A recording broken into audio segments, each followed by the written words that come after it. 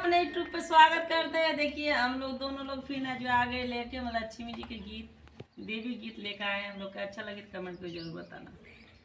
कहाँ न कसुरा माई हो